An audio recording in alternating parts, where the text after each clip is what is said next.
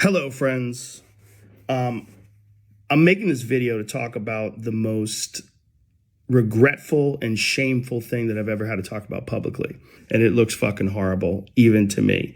Now, I know that to most people, there's no context. I would just say the word. I thought as long as it was in context, people would understand what I was doing. What the fuck?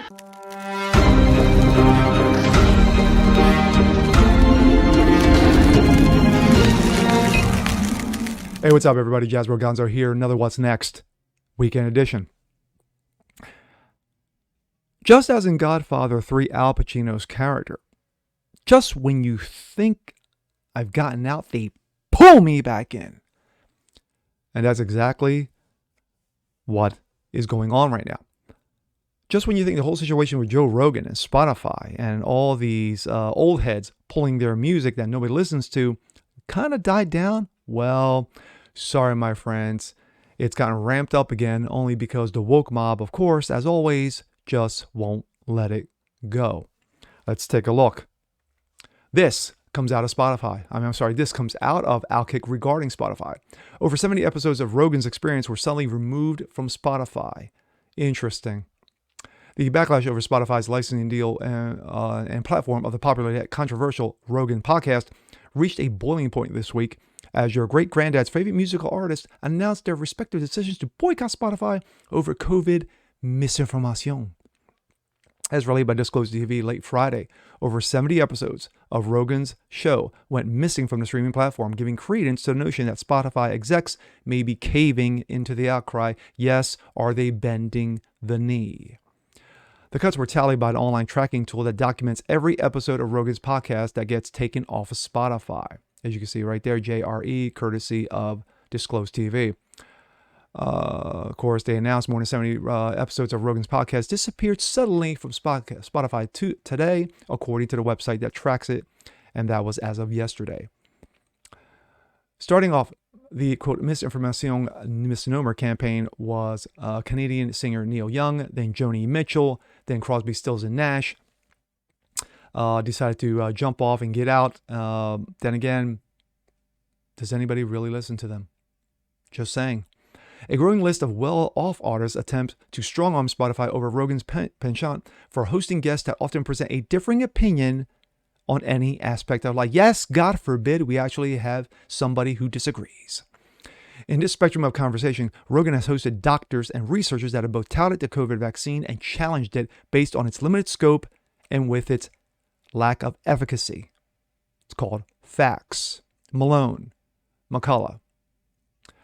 The former Daily Host show, Jon Stewart, even called the move by these geriatric jinglers as overreaction. However, the mass sweep of episodes of Friday catered to the perception that Spotify's higher-ups may be panicking in the face of the woke mob. By allowing their $100 million product to appear in the reach of an outraged few, Rogan and Spotify's rocket relationship may only be in its initial stages. Now we go from that to this. This comes out of New York Post, page 6. Rogan addresses his repeated use of the N-word in viral clip. You had one artist, India area, who pulled her music because of disparaging and problematic comments made by Rogan with, of course, Dr. Jordan Peterson, and this was, I think, Tuesday of this week. Rogan has responded to a resurfaced clip of him using the N-word almost 24 times while hosting his wildly popular podcast, The Rogan Experience. Calling the clip the most regrettable and shameful thing I've ever had to talk about publicly, Rogan 54 instead insisted that the video consisted of out-of-context snippets from 12 years of conversations on his show. Quote, "It looks effing horrible, even to me." Let's play a little bit.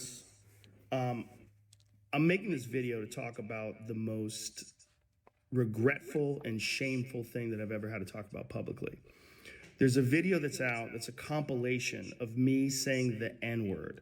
It's a video that's made of clips taken out of context of me of 12 years of conversations on my podcast, and it's all smushed together, and it looks fucking horrible, even to me. Now, I know that to most people, there's no context where a white person is ever allowed to say that word, never mind publicly on a podcast. And I agree with that now.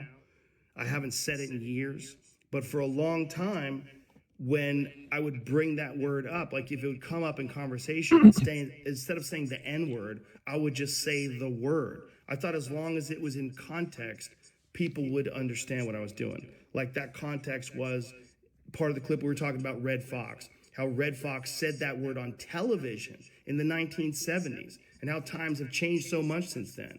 Or about how Richard Pryor used it as one of the titles of one of his albums. Or I was quoting a Lenny Bruce bit, or I was quoting a Paul Mooney bit, or I was talking about how Quentin Tarantino used it repeatedly in Pulp Fiction. My thoughts. Regarding Spotify pulling 70 episodes of Rogan's podcast, are they bending the knee? Are they caving into the woke mob? Looks like it. Seems like it. You know, walks like a duck, you know, looks like a duck, quacks like a duck. Could it be? But they did this before. They did this before last year when, or it might have been 2019 when Rogan initially signed a deal that you had those who were upset that Rogan would get this kind of a deal, and certain episodes of Rogan was pulled off of Spotify, yet they were reinstalled.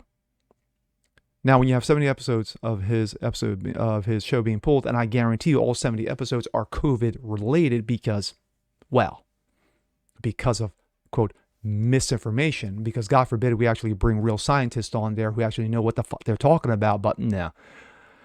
Then again, I'm just using common sense. When it comes to the racism that Rogan is referencing to in a mishmash of compilation clips regarding him using the N-word over his 12 years of doing the podcast. Context matters.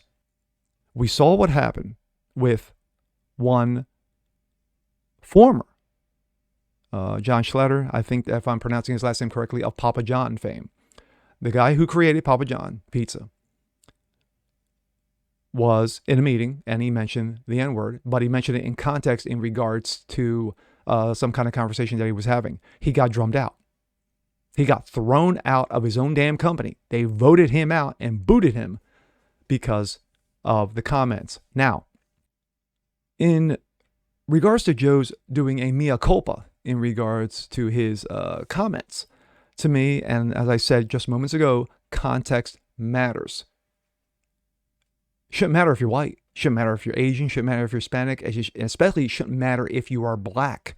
That word should never be used because the more you use it, the more power you give it. I will give you a perfect example. When you have the word spick, which has been used to denigrate Puerto Ricans, as I am. And I've heard that over the years when I was a kid. And of course, I didn't know what it meant then until I was well informed of it. But am I running around using that word? No, I've never used that word. This is the very first time I've actually used that word on my channel, ever. I've never used that word in a conversation. My wife can attest to it. My family can attest to that. But to me, to use a word that denigrates and you think it's a good thing, a term of endearment, I think it's stupid. I think it's ignorant. Again, you're giving the word power and you don't need to do that. So for me, I disagree totally with Joe Rogan for him to be giving a mea culpa regarding his comments. But then again, India Arya, who pulled her music because of, quote, problematic comments in regards to race, now she goes, aha, I got you, Joe. I got you. See? This is what happened when you allow the woke mob to run shit. And sadly, I hate to say this, but this could be the beginning of possibly the end of Rogan's podcast on Spotify. I'm just saying. I hope it's not true. Because Rogan being one of the most powerful voices out there, for freedom because he speaks to everyone. He brings everybody in. There are very few people like him who actually can do that. Tucker is one who actually allows different voices to come in on his show. Sadly, it'd be nice if we saw that more. If we saw more from, say, Steven Crowder, say, Ben Shapiro, other conservatives who have their own podcast, to bring differing points of view on their podcast and say, hey, I'm not just doing a right-wing echo chamber here. But then again, that's just me. And with that being said, I'm Jazz Berganzo. This is What's Next. Want to see more just like this? Please leave a comment below. Like it, share it, subscribe to it. And we'll catch you guys next time. Peace.